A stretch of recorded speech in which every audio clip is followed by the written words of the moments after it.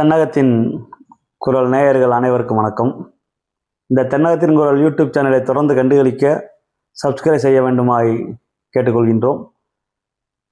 2026ஆம் ஆண்டு நடைபெறக்கூடிய சட்டமன்ற பொதுத் தேர்தலில் இருக்கக்கூடிய 234 சட்டமன்ற தொகுதிகளில் எந்தெந்த தொகுதிகளில் யார் யார் வேட்பாளராக எந்தெந்த கட்சி சார்பில் போட்டியிடுகிறார்கள் என்பதை குறித்து தொடர்ச்சியாக நாம் அறிந்து வருகின்றோம்.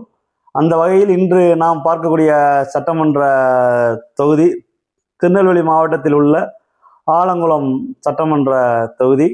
இந்த ஆலங்குளம் சட்டமன்ற தொகுதி 1952 முதல் 2021 வரை 16 சட்டமன்ற பொதுத் தேர்தலை இந்த தொகுதி சந்தித்துள்ளது. இந்த தொகுதியில் திராவிட முன்னேற்ற கழகம் 5 முறையும், அனைத்து இந்திய அண்ணா திராவிட முன்னேற்ற கழகம் 5 முறையும், காங்கிரஸ் 4 முறையும், சுயேட்சை 1 முறையும், காமராஜ் மக்கள் இயக்கம் 1 முறையும் இந்த தொகுதியில் வெற்றி பெற்றுள்ளது. இந்த தொகுதியில் கடைசியாக நடைபெற்ற 2026ஆம் ஆண்டு சட்டமன்ற தேர்தலில் வெற்றி பெற்றவர் முன்னாள் சட்டப்பேரவையுடைய தலைவர் திரு PH பாண்டியன் அவருடைய மகன் திரு மனோஜ் பாண்டியன் அவர்கள். இவர் ஏற்கனவே நாடாளுமன்றத்தினுடைய உறுப்பினராக மேலவையுடைய உறுப்பினராக இருந்தவர். தற்பொழுது 2026ஆம் ஆண்டு நடந்த சட்டமன்ற தேர்தலில் இந்த தொகுதியில் அவர் திராவிட முன்னேற்ற கழகத்துடைய வேட்பாளராக போட்டியிட்ட முன்னாள் அமைச்சர் திரு பூங்கோதை ஆலடி அருணா அவர்களை தோற்கடித்து அவர் தொகுதியில் வெற்றி பெற்றுள்ளார். தற்பொழுது 2026ஆம் ஆண்டு நடைபெறக்கூடிய சட்டமன்ற தேர்தலில் யார் யார் அங்கு வேட்பாளராக போட்டியிட உள்ளார்கள் என்பதை தற்போது பார்க்க உள்ளோம். அந்த வகையில் மீண்டும் அங்கு அனைத்து அண்ணா திராவிட முன்னேற்ற கழகம் அங்கு களம் காணக்கூடும். அவ்வாறு களம் கண்டால் அங்கு திரு PH மனோஜ் பாண்டியன் அவர்கள் தற்பொழுது அவருடைய சட்டமன்ற உறுப்பினர் பதவியை ராஜினாமா செய்து அவர் வெற்றி பெற்ற சில மாதங்களிலே அவர் திரு O பன்னீர்செல்வம் தலைமையிலான அணிக்கு அவர் சென்று மீண்டும் அவர் தற்பொழுது சில மாதங்களுக்கு முன்பு அவருடைய ஆலங்குளம் சட்டமன்ற உறுப்பினர் பதவியை ராஜினாமா செய்து தற்போது திராவிட முன்னேற்ற கழகத்தில் ஐக்கியமாகியுள்ளார்.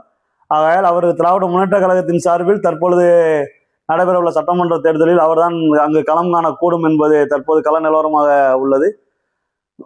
ஏற்கனவே அந்த தொகுதியில் தொடர்ச்சியாக 2006ஆம் ஆண்டு சட்டமன்ற உறுப்பினராக அமைச்சராக இருந்த திரு பூங்கோதை ஆலடி அருணா அவர்கள் 2011ஆம் ஆண்டு தோல்வியுற்றார். மீண்டும் 2016ஆம் ஆண்டு வெற்றி பெற்றார். 2021ஆம் ஆண்டு தோல்வியுற்றார். அவரும் அந்த தொகுதியில் திராவிட முன்னேற்ற கழகத்தின் சார்பில் அவர் வேட்பாளராக போட்டியிடக்கூடும் என்பது களம் நிலவரம். ஆகையால் அந்த தொகுதியில் இருவரில் ஒருவருக்கு வாய்ப்பு வழங்கப்படும் என்றும் தற்பொழுது அங்கு அதிகபட்ச வாய்ப்பு திரு PH மனோஜ் பாண்டியன் அவர்களுக்கு அங்கு உள்ளது என்றும் பிப்ரவரி மாதம் நடைபெற உள்ள பாராளுமன்றத்தினுடைய மேலவை உறுப்பினருக்கான தேர்தலில் தமிழகத்திலிருந்து 6 உறுப்பினர்கள் பதவி காலியாகின்றது. அந்த பதவியில் தற்பொழுதே அவருக்கு முன்னாள் அமைச்சர் பூங்கோதை ஆலடி அருணா அவர்களுக்கு அதில் ஒரு சமூக ரீதியான நாடார் சமூகத்திற்கு வழங்கப்படக்கூடிய ஒரு வாய்ப்பை அவருக்கு வழங்கி அவரை பாராளுமன்றத்தினுடைய மேலே உறுப்பினராக அனுப்புவதற்கு திராவிட முன்னேற்ற கழக தலைமையை திட்டமிட்டிருப்பதாக தகவல் வெளியாக உள்ளது. ஆகையால் இங்கு 2026ஆம் ஆண்டு நடைபெறக்கூடிய சட்டமன்ற தேர்தலில் இருவரில் ஒருவர் தான் அங்கு வாய்ப்பு வழங்கப்பட உள்ளது. அதேபோல் அனைத்து இந்திய அண்ணா திராவிட முன்னேற்ற கழகத்தின் சார்பில் யார் அங்கு வேட்பாளராக போட்டியிட போகிறார் என்று அறிந்தோம். அங்கு கிறிஸ்தவ நாடார் சமூகத்தைச் சேர்ந்த கழகத்துறை செய்தி தொடர்பாளராக உள்ள திரு டாக்டர் ஜெமிலா அவர்களுக்கு தான் அந்த தொகுதியில் இந்த முறை வாய்ப்பு வழங்கப்படும் என்பது தற்போது கள நிலவரம். அதேபோல் இந்த தொகுதியை பொறுத்தளவில் மீண்டும் அங்கு சமூக ரீதியிலான அங்கு வேட்பாளர்கள் களம் காணக்கூடும் என்பதும் கூடுதல் தகவலாக உள்ளது. கடந்த முறை பூங்கோதை ஆலடி அருணா அவர்கள் தோற்று போனதற்கு முழு முதற் காரணம் அங்கு கரிநாடார் அவர்கள் சுயேட்சையாக போட்டியிட்டு கிட்டத்தட்ட 36,000 வாக்குகளை பெற்று திராவிட முன்னேற்ற கழக வேட்பாளரை அவர் தோல்வியடைவதற்கு முழு முதற் காரணமாக இருந்தார். ஆகையால் இந்த தொகுதியில் மீண்டும் இங்கு பணங்காட்டு மக்கள் கட்சியினுடைய தலைவர் திரு ராக்கெட் ராஜா அவர்கள் அங்கு சுயேட்சையாக போட்டியிட உள்ளதாக தகவல் வெளியாகியுள்ளது. அதேபோல் சத்திரிய சான்றோர் கட்சியினுடைய தலைவராக திரு கரிநாடார் அவர்கள் தனி இயக்கம் கொண்டு அவரும் களத்தில் வருவதாக உள்ளார். ஆகையால் இந்த தொகுதியை பொறுத்தளவில் கடுமையான போட்டியில் இந்த தொகுதி உள்ளது. இந்த தொகுதியில் கண்டிப்பாக இந்த தொகுதியில் இந்த இருவரும் களம் கண்டால் 6 முனை போட்டி தான் இந்த தொகுதியில் நடைபெறும். அவ்வாறு நடைபெற்றால் திராவிட முன்னேற்ற கழக வேட்பாளர் ஒரு முனையாகவும், அண்ணா திராவிட முன்னேற்ற கழக வேட்பாளர் ஒரு முனையாகவும்,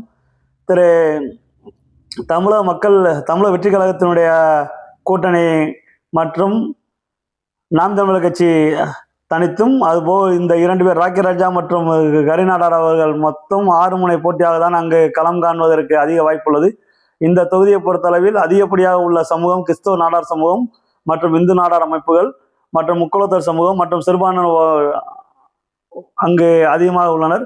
இந்த தொகுதியில் ஆலங்குளம் யூனியன் மற்றும் ஆலங்குளம் பேரூராட்சி உள்ளிட்ட பகுதிகளை சார்ந்து இந்த தொகுதி உள்ளது. இந்த தொகுதியில் கடுமையான போட்டியில் சுயேட்சை வேட்பாளர் வெற்றி பெறுவதற்கு கூட அங்கு 6 முனை போட்டி ஏற்பட்டால் அங்கு சமூக ரீதியான வாக்குகள் பிரிந்து சுயேட்சை வேட்பாளர் வெற்றி பெறுவதற்கு கூட வாய்ப்புகள் உள்ளதாக தற்போதைய கள நிலவரம் காணப்படுகின்றது.